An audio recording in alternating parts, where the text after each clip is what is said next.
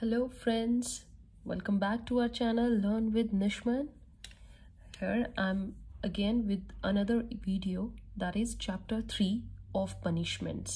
Okay बच्चे, 2 chapters we have already done. IPC का हम syllabus बहुत अच्छे से एक एक वर्ड समझ के करने वाले हैं and today it's about chapter 3 section 53 to 75. Alright, important section करते जाएंगे, हर स्टेटमेंट के एक एक वर्ड को अच्छे से समझते जाएंगे. राइट तो बच्चे हम इस चैप्टर में पनिशमेंट्स के बारे में पढ़ते हैं. जो प्रिजनर्स होते हैं उन्हें कैसी पनिशमेंट, कौन सी पनिशमेंट, कब तक की पनिशमेंट मिलती है. ओके, सेक्शन 53 पे आ जाइए बच्चे. जो आपका सेक्शन 53 है वो डिस्कस ही क्या करता है, पनिशमेंट्स. तो जो आपको पनिशमेंट्स गिवन है that is given in section 53. Right, punishments में क्या है बच्चे, punishments to which offenders are liable under the provision of this code. वो सज़ा जो प्रिजनर्स को इस कोड के एनी ऑफेंस को करने पर मिलेगी, वो पनिशमेंट इसमें दी गई हैं. राइट, तो जो पनिशमेंट है वो आपको 5 तरीके से दी गई है. Right, 5 types of punishment are defined in IPC. अच्छे से समझना. फर्स्ट इज योर डेथ, किसी को डायरेक्ट डेथ पेनल्टी ही मिल जाना. राइट, हुई है अभी हमारे जो निर्भया केस था उसमें जो भी वो ऑफेंडर्स थे उनको डेथ हुई है. Then imprisonment for life, life imprisonment दे दी जाती है बच्चे ऑफेंडर को. बहुत केसेस जो बहुत सीरियस टाइप ऑफ नेचर के होते हैं उनको ऑफेंडर्स को imprisonment for life. The third one is imprisonment. It is not for life, just उनको एक टाइम लिमिट तक दी जाती है. अब ये भी बहुत तरीके से होती है, ये भी देखना. ये रिगोरियस भी होती है. रिगोरियस का मतलब बच्चे हार्डर, इन सिंपल लैंग्वेज अगर कोई आपसे पूछे that is harder punishment. Right, और इम्प्रिजनमेंट सिंपल भी होती है, मतलब जो आपने ऑफेंस किया है वो थोड़ा लेस नेचर का है as compare to the other one. वो जो है वो ज़्यादा ग्रीवियस नेचर के हैं. जो आपने अभी ऑफेंस किया होगा वो थोड़ा लेस ग्रीवियस नेचर का, इसलिए उसमें आपको सिंपल इम्प्रिजनमेंट दी जाती है. It is less harder as compare to the rigorous one. The fourth type of punishment given to the offender is forfeiture of property. Right? Forfeiture of property कर दी जाती है. प्रॉपर्टी को उसकी सील कर दिया जाता है जब तक कि उस पर ऑफेंस चल रहा, केस चल रहा है. या कई बार केस जब ये हो जाए कि यस उसको मान लिया जाता है फॉल्ट में, तो उसकी प्रॉपर्टी को सील कर देती है government. That is forfeiture of property. The third one is fine. Okay sorry, the fifth one is your fine. तो बच्चे इसमें ये नहीं है कि ये अलग है, ये अलग है, ये दी जाएगी तो ये नहीं. फाइन और फॉरफीचर ऑफ प्रॉपर्टी ये इन्हीं के साथ भी दिए जा सकते हैं, ये ना भी दिए जाए, इंडिविजुअली भी दे सकते हैं. ओके, कई बार आपने देखा हो कि offender is liable for punishment as well as for fine. इतनी उसको फाइन भी लग गया है, उसको इतना पेनलाइज किया गया है. So now you are clear. IPC में कितनी तरह की पनिशमेंट है, death, then imprisonment for life, for ever life के लिए जेल में भेज दिया जाता है. Then imprisonment that is rigorous, harder in nature, the simple one, forfeiture of property and the fine. It is defined in your section 53. 53 बहुत important है बच्चे. राइट, देन 54 आप अपनी बुक से करेंगे. Coming to the 55th. 55th आपको क्या बोलता है बच्चे section, commutation of sentence of imprisonment for life. ये कम्यूटेशन की बात करता है. राइट, जहां पर ऑफेंडर को इम्प्रीजनमेंट फॉर लाइफ दे दी गई है सजा, वहां पर उसके सेंटेंस को कम्यूट मीन्स कम करना. वहां पर जो उसकी पनिशमेंट है वो कम भी हो सकती है. हाउ, देखिए यहाँ पर अगर आपसे कोई अब देखिए कम्यूटेशन कोई आपसे पूछ ले तो शॉर्ट कर देना, किसी की पनिशमेंट को शॉर्ट करना या कम करना. It provides that when sentence of imprisonment for life has been passed, किसी पर भी कोर्ट ने सेंटेंस ऑफ लाइफ पास कर दिया है, imprisonment of life. Right, then the appropriate government में without the consent of prisoner से कुछ नहीं पूछा जाएगा कि कम करें कि ना करें, ये वो नहीं. if our government thinks कि ये right रहेगा, it can commute the punishment of imprisonment of either. क्या होगा बच्चे, वो punishment जो होगी कम्यूट, कम कितनी हो सकती है, at least 14 ईयर्स की तो रहे, राइट मतलब अगर उसको लाइफ इम्प्रिजनमेंट दे दी गई है तो आपको कम करनी है, आप 20 कर दो, 16 साल कर दो, 15 साल कर दो, बट 14 से नीचे नहीं जा सकती गवर्नमेंट 14 ईयर से, एटलीस्ट 14 तो होना ही चाहिए, राइट 14 ईयर्स के बाद गवर्नमेंट उसे रिलीव कर सकती है कि हाँ हमने आपके सेंटेंस को कम्यूट कर दिया, you have already spend 14 years in this jail and now you are relieved, you are free, this is commutation, right? This section empowers the appropriate government to commute the sentence of imprisonment of life, right बच्चे? ये government के ऊपर depend करता है, ये हमेशा याद रखना। सेक्शन 55 में पर्सन खुद कोर्ट जाके नहीं कह सकता कि नहीं मेरे को तो अपनी पनिशमेंट कम्यूट करवानी है, ऐसे थोड़ा होता है, वो थोड़ा खुद गिरा कहेगा मेरी इम्प्रिजनमेंट को तो जी ऐसा सुनो कम कर दीजिए, no it's not like that. If government thinks that it is beneficial और ये सही रहेगा, it's up to the discretion of government, simple language, it is not right of the person, it is the discretion of government, all right बच्चे। then come to 57th आपका जो section है बच्चे वो क्या कहता है, fractions of terms of punishment, right? fractions की बात करता है, टर्म्स ऑफ पनिशमेंट, जो पनिशमेंट दी गई है उसकी जो राइट टर्म है कितने साल के, उसको फ्रैक्शन में कर देना।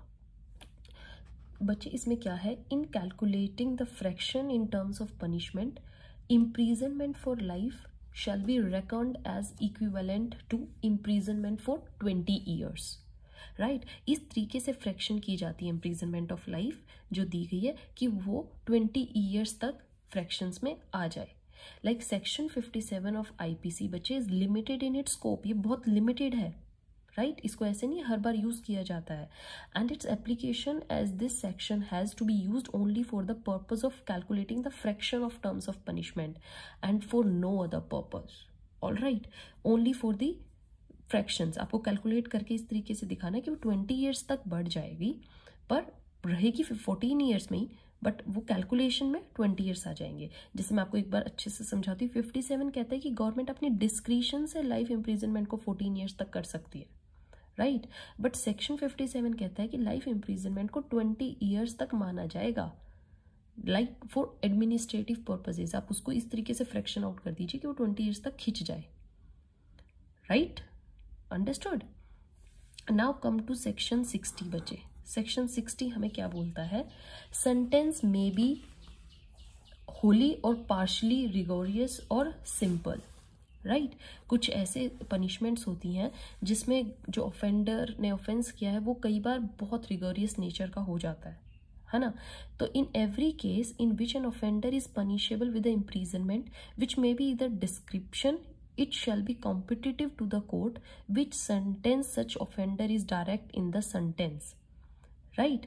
जैसे ये कोर्ट के ऊपर डिपेंड करेगा, ये अच्छे से समझिए बच्चे। एक ऑफेंडर है, बाय चांस वो कोई ऑफेंस करके आया है, then it is up to the court कि जो वो इम्प्रीजनमेंट है वो होली रिगोरियस देनी है उसको, दिस पूरी हार्ड पनिशमेंट देनी है कंप्लीटली, या उसको होली पूरा सिंपल रखना है, या उसको पार्शियली रिगोरियस भी रख सकते हैं और पार्शली सिंपल भी रख सकते हैं, राइट? लाइक इम्प्रीजन जो ऑफेंडर होगा उसको बोल सकते हैं कि इसको 4 महीने वहां डाल दीजिए, इतनी हार्डर पनिशमेंट देनी है, and then bring back to him in this jail, all right? So it is up to the court which type of punishment it can give. अगर इम्प्रीजनमेंट आ रही है, it is up to the court right to tell it is rigorous in nature, it is wholly simple, वो उसको जज को statement में लिखना पड़ेगा, या partially rigorous partially simple, it is given in section 60, right?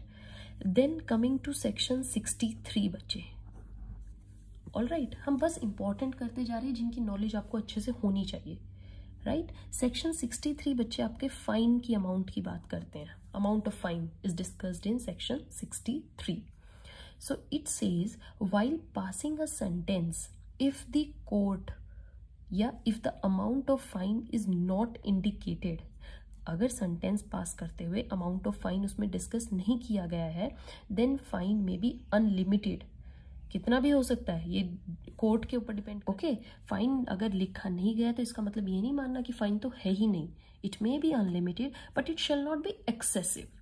Excessive fine नहीं हो सकता। एक्सेसिव मीन्स इतना फाइन नहीं हो सकता कि ऑफेंडर की जो कंडीशंस है पे करने की उससे भी ज्यादा बोल दिया जाए, राइट। कोर्ट ये समझती है अच्छे से कि एक ऑफेंडर कितना अमाउंट पे कर सकता है, right. The nature of the offence and the capacity of the offender, ये याद रखना है। एक तो ये देखना है कि उसने ऑफेंस किस नेचर का किया है, क्राइम कितना डीपन है, and secondly the capacity, right, of offender to pay are naturally the relevant consideration. ये कोर्ट नेचुरली कंसीडर करती ही है to determine the amount of fine. All right, fine इसमें है आपका। नेक्स्ट कम टू सेक्शन 64, इसको भी डिस्कस कर लेते हैं बच्चे। Section 64 says you what, sentence of imprisonment for non payment of fine. Non payment, right, अब कोई फाइन नहीं पे करता है, ऑल राइट, तो उस केस में क्या होगा, in default of payment of fine the offender shall suffer imprisonment for certain term, right. For example I will tell, एक ऑफेंडर को बोल दिया गया है 7 years of jail like imprisonment plus 50,000 fine, ये एक ऑफेंडर को बोल दिया गया, ऑल राइट। तो इस केस में क्या होगा बच्चे, 7 years तो उसको वो करने ही है पूरे, बट इफ वो 50,000 नहीं दे पाता है, ये वाला केस का इम्प्रिजनमेंट उसको अलग से मिलेगी, वो प्लस एड ऑन 7 years में होगी।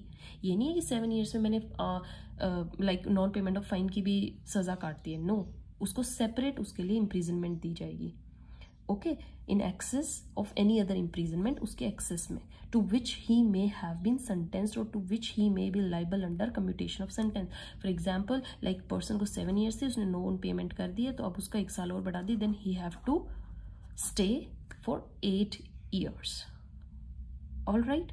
This is your section 64। अब बच्चे आपका नेक्स्ट जो आता है दैट इज, ये हमने अभी 64 डिस्कस किया, 65 पर आ जाइए। 65 को देखो ध्यान से समझना, ये कह रहे हैं कि इस केस में जब वो नॉन पेमेंट ऑफ फाइन कर देता है, नॉन पेमेंट करता है मीन्स फाइन नहीं देता है, तो उस केस में जो उसको इम्प्रिजनमेंट बढ़ती है, वो इम्प्रिजनमेंट कहाँ तक हो सकती है। ऐसे तो नहीं कि 7 years उसकी जेल थी और जो उसने 50,000 दिए नहीं, तो यहाँ पे उसको जो इम्प्रिजनमेंट है वो 8 साल की दे दी प्लस 8 से 8 years, मतलब 15 years हो गए, तो कुछ ज़्यादा एक्सट्रीम हो गई ना। बट इस केस में लिमिट क्या है, मतलब जज कितनी सज़ा दे सकता है, भाई तूने फाइन नहीं दिया है तो तू इतनी सज़ा और काट, तो वो जो और काटने वाली सज़ा है वो कहाँ तक हो सकती है बच्चे, ये अच्छे समझिए। क्या था जो हमारा ये सेक्शन है, ये इसमें ये बोला गया है कि ऑफेंडर को नॉर्मल टर्म ऑफ इम्प्रिजनमेंट से ज़्यादा टाइम तक जेल में रहता है, तो उस ज़्यादा टाइम वाला की लिमिट क्या होगी, वो सेक्शन 65 में दी गई है। सेक्शन 65 में बोला गया है बच्चे, it shall not exceed 1/4 of the term of imprisonment. जो भी इम्प्रिजनमेंट प्रीवियस थी उसके 1/4 से ज़्यादा नहीं हो सकती, ऑल राइट। जैसे मैं आपको एक एग्जाम्पल देती हूँ, एक ऑफेंडर को 8 years की जेल मिली है किसी भी ऑफेंस को करने की, राइट। अब उसको प्लस फाइन भी बोला गया है, उसने वो फाइन नहीं पे किया है, तो इस केस में जो उसकी सज़ा होगी वो 8 का 1/4 क्या होगा बच्चे, 2, मीन्स 2 years से ज़्यादा नहीं दे सकते जज उसको। 1 साल भी दे सकते हैं, 5 महीने भी दे सकते हैं, 10 महीने भी, 1.5 साल भी, 1 year, even 12 months like 2 years, है ना। 2 years तक ये लिमिट है बस। If it exceeds 1 day, 2 years से एक दिन भी ज़्यादा बढ़ गया तो लिमिट सेक्शन 65 उसको बोल देगा, no you can not cross the limit of giving the punishment, punishment must be up to just 1/4 only, 1/4 से लेस भी हो सकती है, up to that only, all right. This is your section 65। हाँ जी बच्चे, now come to your section 71, right. After 65 come directly to section 71। 71 बच्चे बात करता है limit of punishment of offences made up of several offence, okay, limit when there are several offense, कि जब एक ऑफेंस को कई बार किया गया हो उस टाइम पर लिमिट कितनी होगी पनिशमेंट देने की। क्या है बच्चे, where several acts of which one or more than one would be itself or themselves constitute an offense, बहुत सारे एक्ट मिला के उसको एक ऑफेंस बनाते हैं, then when combined different offense। जैसे कि मैं आपको एक एग्जांपल देती हूँ, इसमें क्या बोला गया है, देखो बच्चे, ए है, राइट, ए ने बी को 50 बार स्टिक से मारा है, धड़ धड़ धड़ धड़ धड़। A has committed the offence of voluntary causing hurt, right, ये पक्का पता लग गया कि उसने वॉलेंट्री उसको मारा, तो it's voluntary causing hurt to be by beating him. Now अब जो बी है, राइट, वो बहुत ज़्यादा हर्ट हो गया, ओके, तो उसने क्या किया है, हो गया। अब यहाँ पर ए की लाइबिलिटी कैसे कैलकुलेट करेंगे हम, जज जो है वो ए को कैसे देखेगा, ए ने बी को मारा है ना बच्चे, ही बीटेड बी, और उसको स्टिक से मारा, कोई 50 डंडे उस पर मारे होंगे, राइट। तो अब इसमें ए की लाइबिलिटी क्या होगी, वो कैलकुलेट कैसे करना है, वो आपको सेक्शन 71 बताता है, ओके।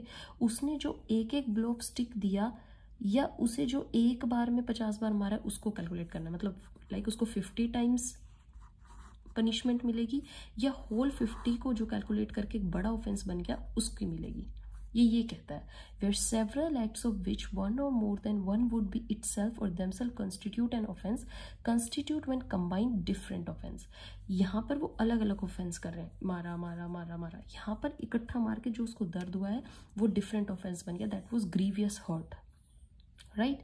तो here section says the offender shall not be punished with more severe punishment than the court which tries him could award for any one of such offense, right. अब court उसको 50 बार सजा नहीं देगी, right, उसको वो एक ही मानेगी और उसको इकट्ठी ही एक ही बार में सजा दे देगी, ऑलराइट। जैसे कि क्या था आपको, इफ ए वर, यहाँ इसी एग्जांपल में आ जाइए, A were liable to punishment for every blow, अगर उसको एक एक डंडे की सजा मिलने लगी बच्चे, तो उसको तो 50 साल की सजा हो जाएगी उसके 50 डंडे मारने की, राइट। ग्रीवियस हर्ट में ऐसे ही हो जाएगा ना, हर्ट हुआ है उसको, तो हर्ट वाला जो केस है उसमें तो उसको 50 ईयर्स हो गए, but he is liable only to one punishment for the whole beating, उसको एक ही पनिशमेंट मिलेगी, उसको जज की मतलब पूरा एक मान के, और हर्ट या फिर ग्रीवियस हर्ट में से कौन से सिचुएशन पे फिट बैठती है उसके अकॉर्डिंग उसको सजा मिल जाएगी।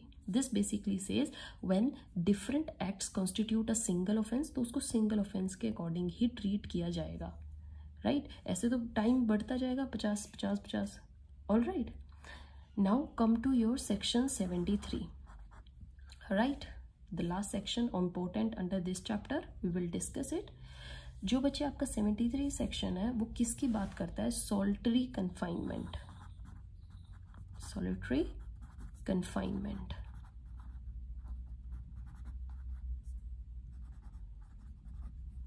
राइट।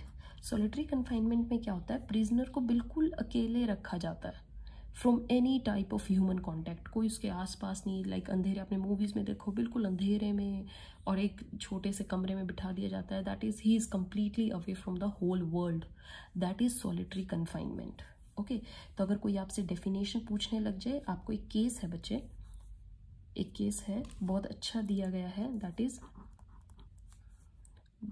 यहाँ पे आपके मार्क्स बढ़ने की चीजें हैं, ये Kishore Singh Ravinder Dev, right, versus state of Rajasthan,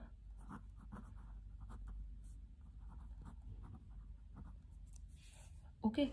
तो ये Kishore Singh Ravinder Dev versus state of Rajasthan का बच्चे केस है, उसमें सॉलिटरी कन्फाइनमेंट को सुप्रीम कोर्ट ने डिफाइन किया था, defined solitary confinement as the confinement in which there is complete isolation of person, person को कंप्लीटली आइसोलेट किया जाता है फ्रॉम अदर को प्रिजनर्स, जो उसके साथ और भी बंदी होते हैं ना जेल में, जो और भी ऑफेंडर्स हैं उनसे भी दूर कर दिया जाता है, and segregation from outside world, outside world से तो दूर है ही, इनसाइड से भी बहुत दूर हो जाता है, किसी भी ह्यूमन कॉन्टैक्ट का उससे कोई नहीं है, ह्यूमन कॉन्टैक्ट का तो कोई ये लगा लो कोई चांस ही नहीं है, okay. Offender can be kept in, अब क्वेश्चन क्या आता है सॉलिटरी कन्फाइनमेंट में, कितने टाइम तक हम एक ऑफेंडर को रख सकते हैं ऐसे सॉलिटरी कन्फाइनमेंट में, राइट बच्चे, ये एक बहुत सीरियस काइंड ऑफ पनिशमेंट है इफ यू सी, तो ये भी तो एक, इसका भी तो एक लिमिट दी गई होगी कि कितने टाइम तक हम किसी को सॉलिटरी कन्फाइनमेंट दे सकते हैं। For offender can be kept in solitary imprisonment for any portion of जैसे अगर उसको 7 ईयर्स पनिशमेंट मिली है तो 7 ईयर्स में से कुछ पार्ट उसका सॉलिटरी कन्फाइनमेंट में जाएगा, then the rest one is general, जैसे उसको काटनी है, तो प्रॉपर ऐसे नहीं मिलती है जज, लाइक जज पास करते हैं he is now adjudged as solitary confinement, no, right, जो स्टेटमेंट पास होती है वो इम्प्रिजनमेंट की होती है और उसमें से कुछ पार्ट सॉलिटरी कन्फाइनमेंट का होता है। अब ये पार्ट क्या है, like a time not exceeding 1 month of the term of imprisonment shall not exceed 6 months। ठीक है, अगर इम्प्रिजनमेंट, मैं आपको यहाँ पर एक टेबल के तरीके से बताती हूँ बच्चे, यहाँ पर टोटल इम्प्रिजनमेंट और यहाँ पर solitary confinement, right, solitary confinement कितनी मिलेगी, अच्छे से नोट डाउन कर लीजिएगा बच्चे। अगर इम्प्रिजनमेंट 6 months की है तो यहाँ पर सॉलिटरी कन्फाइनमेंट कितनी होगी, 1 month की उसका। अगर यहाँ पर आपकी 6 months, लाइक 6 to 1 year की है, इम्प्रिजनमेंट 6 से लाइक 8 months इसकी है, तो यहाँ पर जो आपकी कन्फाइनमेंट में है वो 2 months से ज़्यादा नहीं होगी। रेशियो समझ में आ रही है, 6 months की इम्प्रिजनमेंट है तो उसमें जस्ट 1 month की सॉलिटरी कन्फाइनमेंट होगी। If imprisonment is between 6 to 1 year then 2 months की होगी, right. And if it's exceed 1 year, 1 year से ज़्यादा की है, कितनी भी हो सकती है, तब 3 months is the maximum period. तब आपको इससे देख के पता चल गया सॉलिटरी कन्फाइनमेंट 3 months मैक्सिमम दी जा सकती है किसी भी ऑफेंडर को। ऑलराइट बच्चे, अच्छे से समझ में आया होगा आपको। सेक्शन हमने 75 तक कवर कर लिए हैं। 2 सेक्शन जो रह गए उनको रीड कर लीजिएगा, बीच में से भी जो सेक्शन रह गए they are just simple and not that important. जो इंपॉर्टेंट चीज़ें हैं वो मैं आपको करवा रही हूँ, अच्छे से समझिए, केस लॉज आपको दे रही हूँ without wasting time, just focus on this. IPC को हम कवर कर लेंगे and then after that we are going to start other laws also. Okay, thank you.